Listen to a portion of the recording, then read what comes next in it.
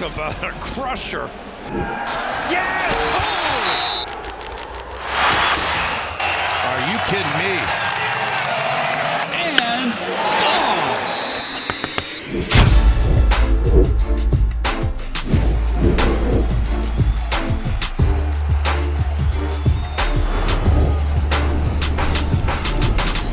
Welcome back to the Schoolyard Sports podcast.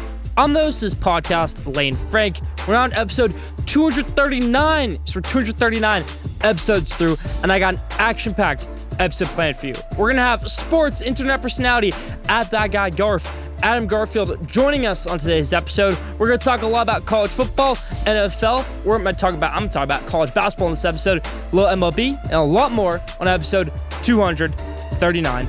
Let's hop into it. Let's start out episode 239, how we always do, with our headlines in the NBA.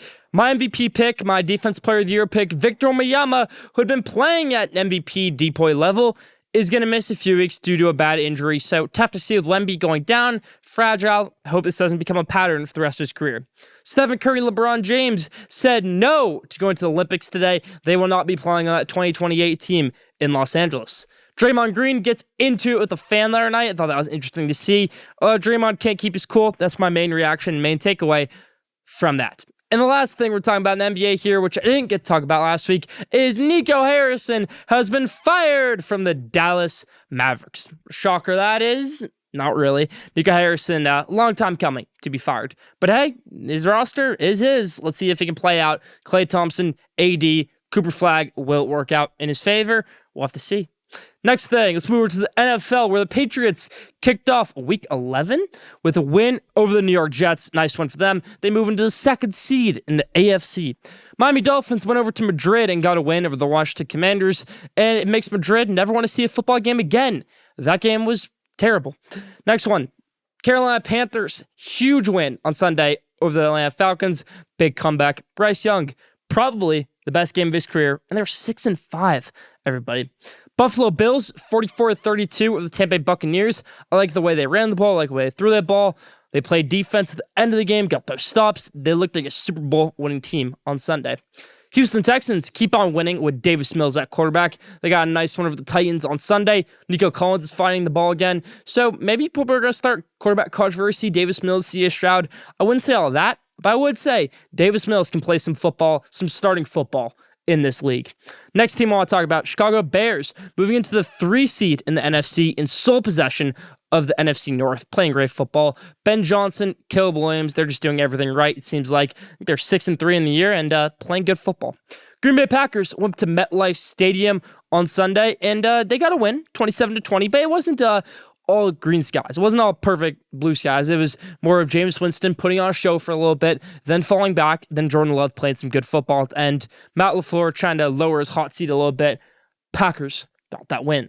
Next one, Steelers get a bounce back win after losing to the Bengals a few weeks ago, beating them in dominant fashion in Pittsburgh this time. Mason Rudolph had to come in for relief of Aaron Rodgers. He did a great job. I think they have a great quarterback situation. Even if Aaron Rodgers can't play, I think Mason Rudolph is a perfectly fine backup option for them.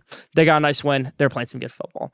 Jacksonville Jaguars had the most shocking win of the week, I would say.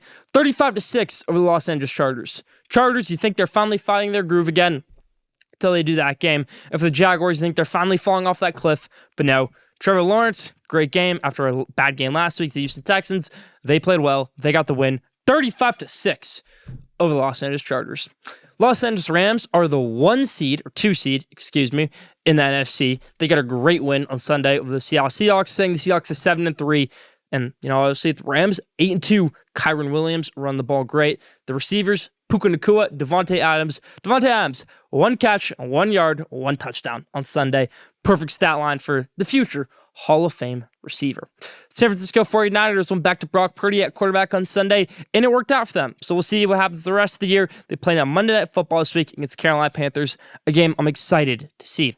Baltimore Ravens played some good football on Sunday. Lamar Jackson got a nice win. Denver Broncos moving into the 1 seed in the AFC. They're 8-2 on the year. They got a great win over the Kansas City Chiefs. People like to call them frauds, but that's 8 wins in a row. They're playing some good football. Nice to see for Denver. Philadelphia Eagles, they're the 1 seed in the NFC, and just a great win Sunday Night Football over the Detroit Lions. The defense really got going. The offense couldn't do much against this solid Lions defense. We've got guys like Aiden Hutchinson, Jack Campbell, Kelvin Shepard, defensive coordinator for this Lions defense, had them planned pretty well, but they just couldn't get it done. The Eagles put up 16. That's all they needed. Offense couldn't get it done for the Lions. Only 9 points on Sunday Night Football. Dallas Cowboys, huge game Monday night, taking down the Las Vegas Raiders. If I was a Cowboys fan, I'd feel really good and really happy after last night's win. Probably the happiest I would be in years after a Cowboys win, because there was hope. You saw George Pickens and CeeDee Lamb getting benched for being two good friends in Las Vegas on a Sunday night, and then getting the best game so far this season as a duo, George Pickens and CeeDee Lamb. Dak Prescott played a great game. Your new pickup, Quinnen Williams, is worth all the draft picks and all the money you're going to have to pay him. He played some great football. Brian Schottenheimer called a great game. So very encouraging stuff right there for Dallas.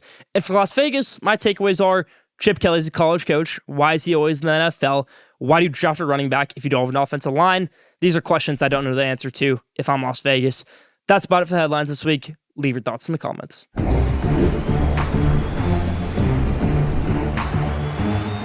Now, Schoolyard Sports NFL Game Day. We'll talk about the best games in the NFL of the week. Pick them, hopefully get that perfect record.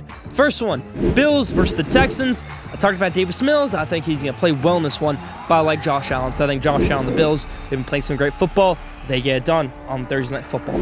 Steelers versus the Bears. I'm going to go with the Steelers in this one. I think the Bears are on too much of a high right now. Steelers got a great win last week because that defense, Jalen Ramsey, he was ejected. I think that's going to fire these guys up. I think he's going to play a great game, hopefully, on Sunday. So let's go with the Steelers over the Bears. Vikings versus the Packers. I like the Packers this one. I think 9, JJ McCarthy just isn't getting the job done for Minnesota right now. I think for Green Bay, the defense has been playing really well. The offense is starting to click a little bit more. So let's go with the Packers over the Vikings. JJ McCarthy and the Vikings are in a world of trouble. They go to 4-8 after this game. Colts versus the Chiefs. The Colts are a great team, obviously. They're 8-2, I want to say. They're playing some really nice football. And the Kansas City Chiefs are 5-5. Now, this is the point in Patrick Mahomes' career where you're saying, we're not having that great year. We're not going to be 15-2. We're not going to get that 1 seed. We're not going to get a playoff bye. We're probably not going to get a playoff home game.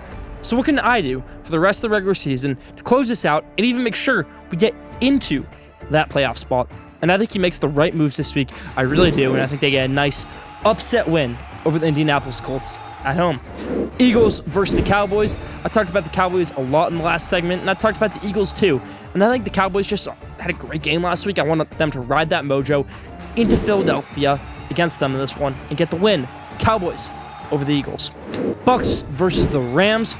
Let's go with the Bucks in this one. The Rams are obviously one of the best teams in the NFL. They're the top team, number 2 team in the NFC, and they can run the ball, play defense, and they have great pass catchers. But for the Buccaneers, they have fallen off a cliff, it seems like. And people are starting to blame Todd Bowles for that. I wouldn't do that. I think they've run into some tough spots against the Seahawks, losing on a game-winning field goal, against the Eagles in a really tough game early on in the year, against the Bills last week. I think they need a signature win. I think they get it this week against the Los Angeles Rams. Bucks over the Rams. And to round out Schoolyard Sports NFL Game Day, Panthers versus the Niners.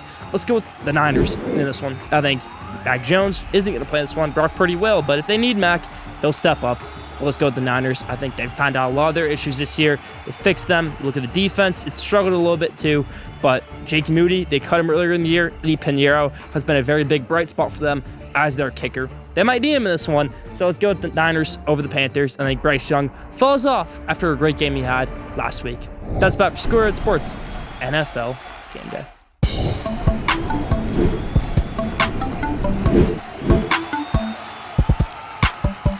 All right, Schoolyard Sports fans, let's continue this episode 239 by welcoming in our guest, Adam Garfield, sports personality. You can find him on Instagram, other social media platforms at ThatGuyGarf. But Adam, I want to thank you for joining me today.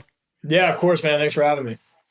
So I know in all your videos, you talk about a lot of teams, you make fun of a lot of teams, but I don't know if anybody knows what your favorite team is. So what is your favorite team? It's a great question. I grew up a Patriots fan. I love Tom Brady. It started from the 2007 Super Bowl against the Giants, a bunch of Giants fans watching in my house, and being the kid that, like, everybody's, the annoying kid that's got to go against everybody else.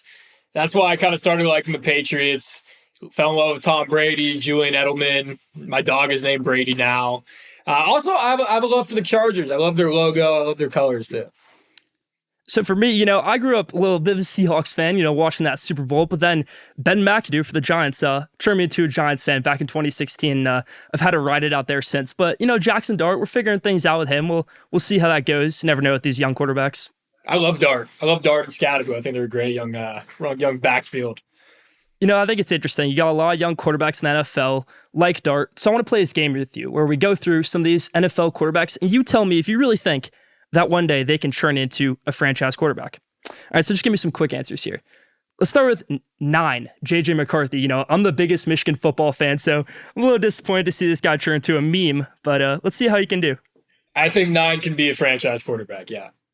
Yeah, I think 9, it's weird to me because his whole entire college career, he never threw interceptions. He had 3 in one game, and I think that was all his picks for 2023, and he threw like 4 last week. So, JJ McCarthy, 9, the alter ego, doing a little too much there, but hopefully one day, franchise QB. With time, it's gonna. I think he threw like 11 passes in the national championship too. Like, man, it wasn't a lot. It wasn't a lot. Everybody calls him McHandolph. I think JJ will be just fine.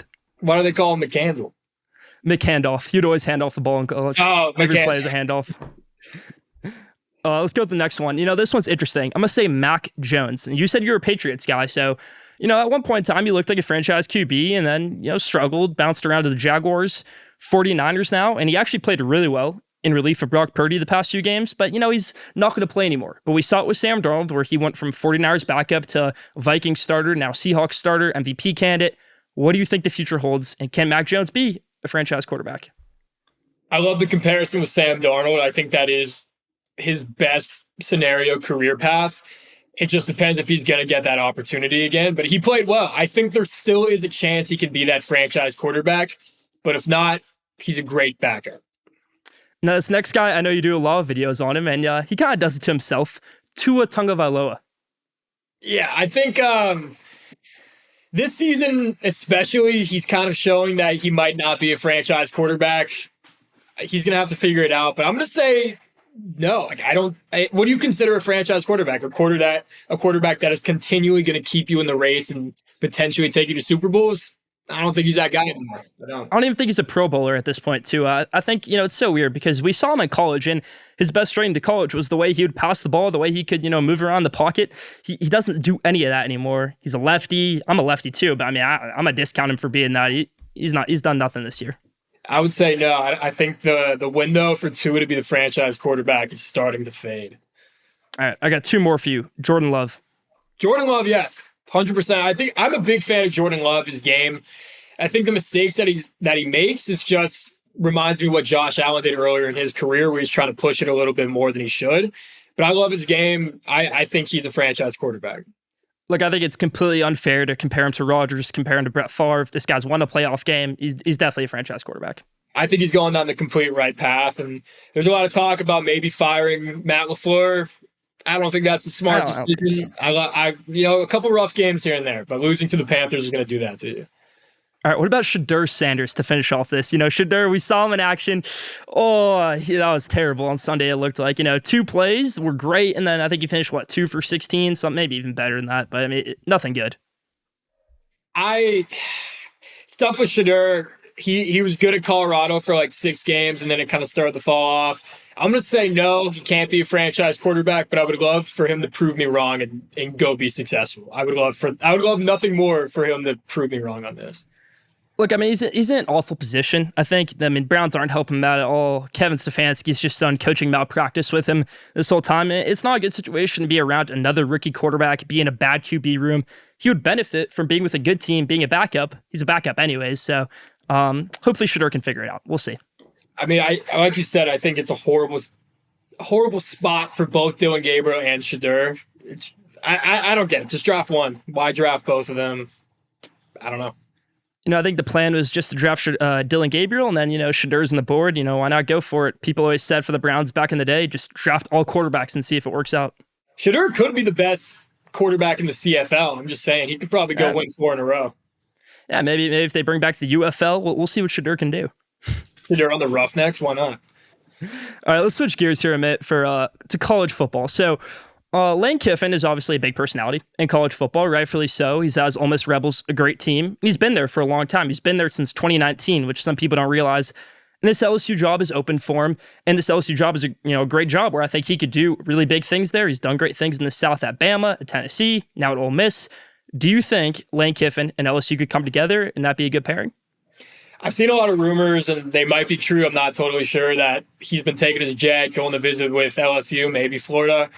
I think ultimately Ole Miss is going to drop him a bigger bag, give him a big contract extension. He's going to stay. But if he's going to go somewhere, you got to go to LSU. I don't think Florida's had that winning culture for quite some time, whereas LSU has. And Brian Kelly was just not the guy for it. If Lane plug Lane in, he probably is. But I think he's staying. I don't think Ole Miss is the right place for Lane at this point. I really don't. He's built up that program, but then the day it's Ole Miss. They don't have that 100,000 fan stadium. They don't have the $20 million in NIL for their roster. I don't think Lane Kiffin is going to stay there much longer. I think this will probably be the year he gets out. You think he goes to LSU? I think he does. I think Florida is a big option for him, but he had the option to go to Florida a few years ago, and Billy Napier was heading to Florida. So I don't think Florida's the option. I think LSU, a great spot for Lane Kiffin. I don't hate it. I don't hate it.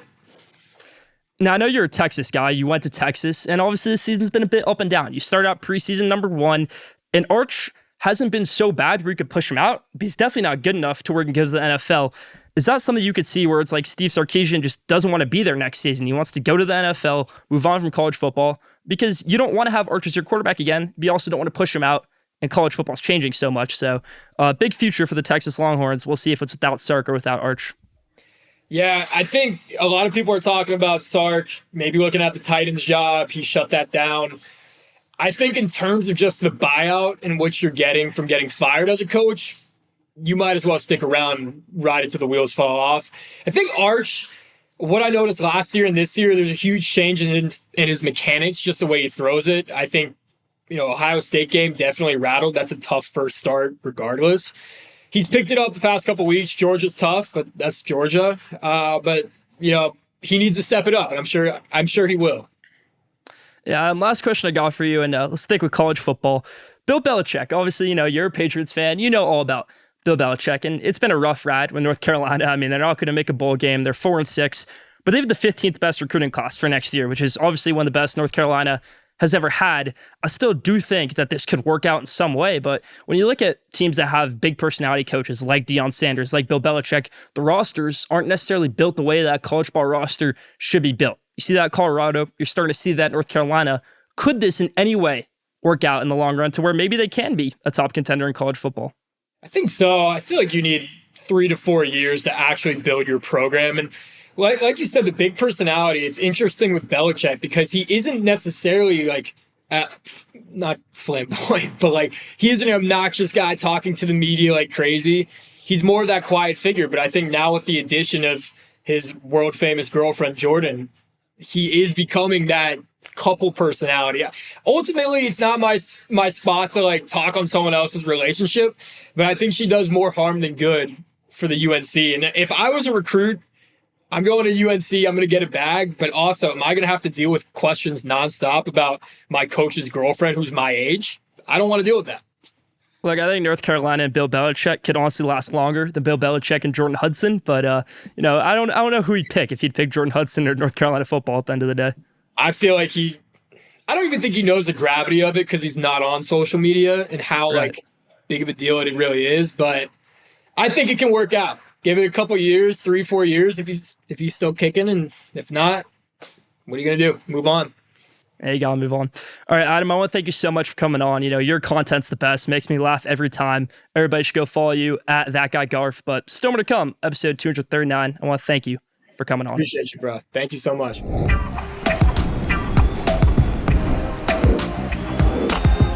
Now, did you know, this week's Did You Know is, did you know golf was banned in England in 1457 because it was a distraction from a real sport like archery? They thought archery was their main sport, their main attraction. They didn't want you playing golf to distract from that.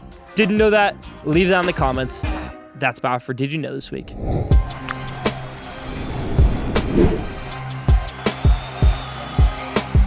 Now, college basketball madness everybody. We've seen a little bit in November basketball, and I love to overreact when it comes to this sport. So let's do it. Let's give some overreaction awards in November college basketball. A team I see, the return to glory team this year, is Georgetown basketball. Ed Cooley, a guy who won big games at Providence, came over to Georgetown, and they hated him there for the first few years. But now he's figuring things out. He's got a great team. He's got KJ Lewis from El Paso, Texas, from Arizona transfer, and he's balling out for him. He's a guard. He's probably the best rebounding guard in the country. He's going to go to the NBA next year. He's by far their best player offensively and defensively, but those other guys aren't so scrubby either outside of him. You look at Malik Mack, a transfer from Harvard 2 years ago. He's probably the top point guard in this team, I would say. He's going to be a great player for them and has been so far. Was big in their win against Clemson, Malik Mack. And then another guy, Vincent Iwuchukwu, for transfer from St. John's. Bit banged up right now, but 7'1" center. I think he's going to have some big things to do with the Hoyas this year. So the return to glory team for me has been Georgetown. Now, who's a team that's built for March in November? For me, from what I've seen, is Louisville. Louisville has all the great pieces you want for a team in March. They have big men. They have guards. You look at Mikael Brown, star freshman. You look at Ryan Conwell, a star transfer guard. You have the dynamic of the guard transfer, the guard freshman. You have another guard transfer, Isaac McNeely, the sharpshooter, brother of Liam McNeely in the NBA. You look at a great head coach like Pat Kelsey. I watched their game against Kentucky through and through. They play like a great basketball team. They're going to be the team to beat in the ACC over the Duke Blue Devils this year, in my opinion. Duke's great, but Louisville is the team to beat in the ACC right now. Now, I got two more awards for you. This one, the no-show nominee of November, is the Florida Gators, everybody. Now you're saying, Lane, they only have one loss. What's so bad about the Florida Gators? This is the reigning national champion, mind you. This is not a national champion where you say, oh, all their good players went to the NBA. They brought nobody in. They got some players back. Thomas Hogg is back. Alex Condon is back. Micah Henlockton is back. You look at some other guys that transferred in. Xavier Lee, Boogie Fland. That could arguably be the same as Walter Clayton Jr., Will Richard. So I don't understand why Florida hasn't looked so good these first few games. You lose to Arizona, which is fine. It's a neutral site game against Arizona. I still think you should have won that because Arizona got carried by freshmen in that game like Koa Pete and Braden Berries. But it's not just that when it comes to Florida. You go and you play against Florida State and you sneak out a win. You play Miami, you win 82-68 with a new head coach, the new squad in Miami. I don't know what I've seen so far from the Gators. I think they're a no-show so far. So the no-show November nominee, the Florida Gators. And the last word I got for you, the toughest team in college basketball, and this one might not be so agreeable. Honestly, the Duke Blue Devils. I went to their game against Indiana State. They got off to a slow start, then they really got things going. And at the heart of it all has been Cameron Boozer, true freshman. His brother's great too, Caden Boozer, as a point guard. He'll be a late first-round pick. But Cameron Boozer, that's got to watch to be a top 5 pick in the draft. He can rebound from anywhere on the court. He's going to be one of Duke's best rebounders this century. And then Cameron Boozer is going to have a big impact for the Blue Devils, like he has already, contributing to the toughest team in college basketball, Duke. And that's about for the College Basketball Madness November Awards, where I give you some of the no-shows, some of the teams that are built for March, a team that returned to glory, and the toughest team out there. That's about for College Basketball Madness.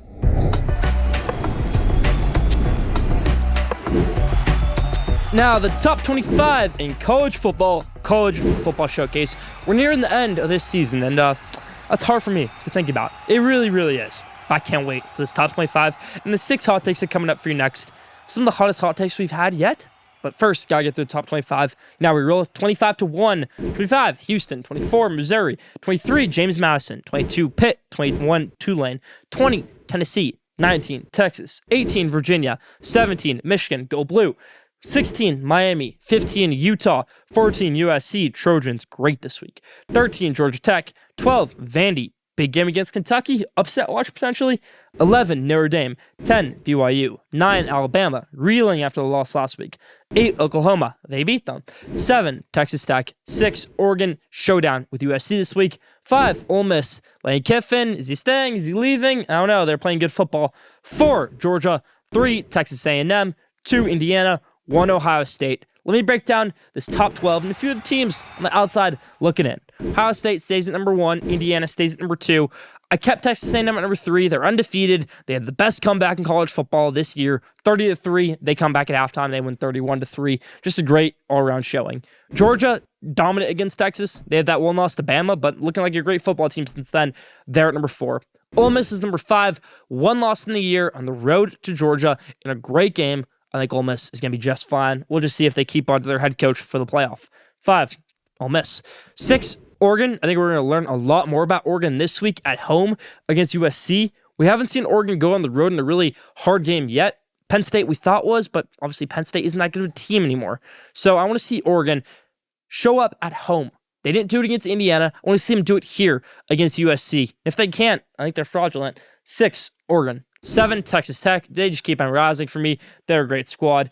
Alabama, I don't know what happened this week. They can't run the football is my analysis of it. Jam Miller isn't getting good blocks. I mean, their blocking is actually fine in my opinion. They have good offensive linemen. Parker Brailsford might be the best player on that team. Caden Proctor. The defense isn't an issue. It's not an issue in pass production, so I think they just don't have running back talent on this team. They might be missing Justice Haynes, who's over at Michigan with a broken foot right now, but before that, he was on fire. And last year was too, with the Crimson Tide. So 9, Alabama, 10, BYU. They had a good win last week against TCU. 11, Notre Dame. I'm going to put Vanderbilt in there at number 12. I think on the outside looking in, you've got USC, Utah, Miami, my Michigan Wolverines, where I think if they can beat Ohio State, which obviously can happen, they've done it the last 4 years, they'll get into that top 12. That's about for the top 25. Leave your thoughts in the comments. You know where the name upset comes from? When we say, wow, what upset. Apparently, back in the day, there was a horse in a horse race that had no chance to win it, and the name of the horse was Upset, and they won that race. So that's why when we call these terrible teams that win these big games upset winners, Cinderella stories, that's what we call them that. And that's what I might be doing this week, some big upset wins, because this is where teams fall off a cliff. It's week 13 of college football, where you might get broken or you might continue your quest to that college football playoff. SMU versus Louisville. I think SMU is actually still alive, not playoff race in the ACC, and they might have a big game this week where they can show up, show out, and try and make it back to the college football playoff. Louisville hasn't been playing great football. I think they take the L. SMU over Louisville. Now, I got upset for you right here. This is a team that's coming off a huge high, but then they return home and they lose. Oklahoma loses to Missouri. Missouri has Matt Zollers at quarterback, a true freshman who only threw 15 passes last week in a win over Mississippi State. A game they won by 22 points. You know why they won that by 22 points? Because Ahmad Hardy had 300 yards. Their running back. He is a special talent. Elijah Drinkwitz, this is his audition still to be the Penn State head coach, to be the Florida head coach, to even be the LSU head coach. So for Elijah Drinkwitz, a win in Norman, Oklahoma over a team that's coming off a huge win like Oklahoma, where they stopped that Alabama offense, but they didn't have to do much because they don't have a run game in Alabama.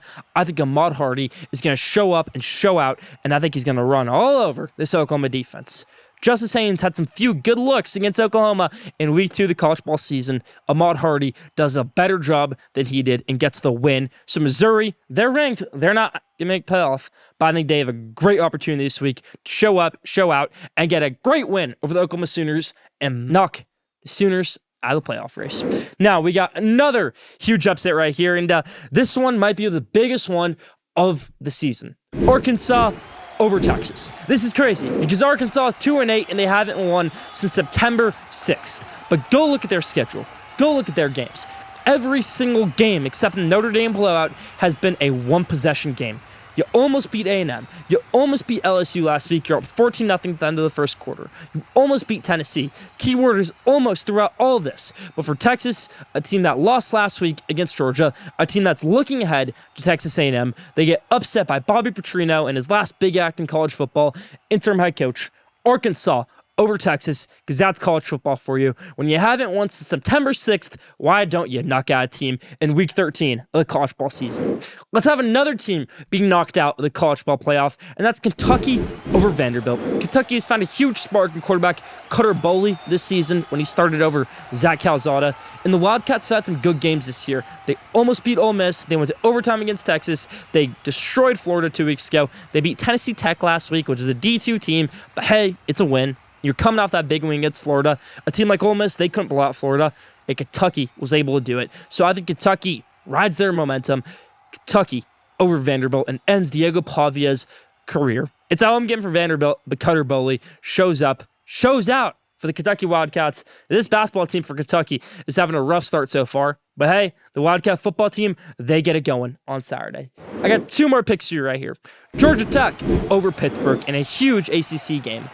Pitt last week said, hey, we don't care about this Notre Dame game. I think, we're just looking forward to hopefully having a chance to make that playoff. And that's exactly how that game looked. They got destroyed on that field. Georgia Tech, they played a one-win Boston College team, and hey, they had to win the last play of the game to get it done. That's college football. You're going to go through things like that. Haynes King is a great baller at quarterback. They have a good enough running game, and Brent Key, similar to Eli Drinkwitz, is on audition this week to be a head coach on one of these top programs. He says he bleeds Georgia Tech. I don't know. Let's go with Georgia Tech over Pittsburgh. They move to just one loss on the year, 10-1, heading into Georgia next week, a home game Friday afternoon, a game I'm excited for. But you gotta beat Pitt first, and I think they do that. Last hot take of the week, the game of the week in college football, USC versus Oregon. Now, a lot of people like to talk about USC and consider them with the soft category. Not this USC team. You've got players like Mekhi Lemon, King Miller, Jaden Mayava, and a good enough defense where they played in the elements last week, a rainstorm against Iowa, one of the toughest teams in college football, a team in Iowa that played in a rainstorm the week before. USC has never seen the rain before. Iowa almost beat Oregon, lost in the last play of the game that week. They went to USC, they were up big in the beginning, and the Trojans stormed back to keep their playoff race on go. I think that was a great showing from them. I think Dante Moore and Oregon, they're well rested. They're coming off a Friday night game against Minnesota where, frankly, they looked like a top 5 team in the college football.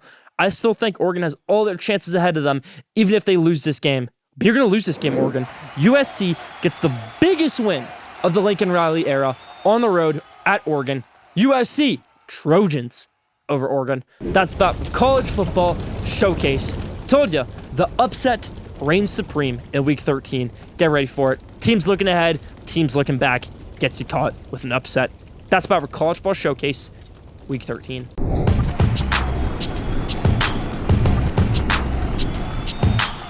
Now, the best for last question of the day. This week's question of the day is, who'll be the first big domino to fall in free agency in the MLB? We got winter meetings coming up soon. Leave your answer in the comments. That's about for question of the day this week.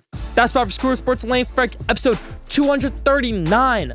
Thank you for tuning in. Follow Schoolyard Sports on Instagram at Schoolyard Sports, on X at Schoolyard Sport, on TikTok at Schoolyard Sports. Don't forget to subscribe, rate, and review for the best sports content in the world. Be back for next week, episode 240. Stay tuned.